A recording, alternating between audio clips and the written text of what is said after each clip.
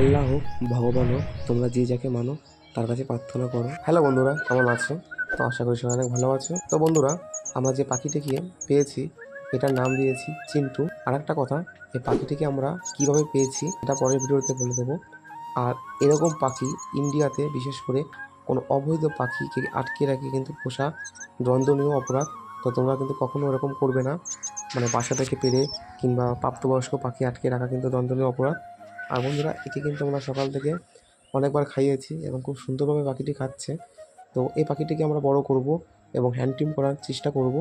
যদি থেকে যায় তো ভালো, নইলে সে তার প্রকৃতিতে চলে যাবে। তো বন্ধুরা, তোমরা যে যাকে মানো, আল্লাহ হোক, ঠাকুর হোক, সবাই প্রার্থনা করবে আমরা যেন পাখিটিকে সুন্দরভাবে বড় করতে পারি এবং তোমাদের মাঝে আবার দেখাতে পারি।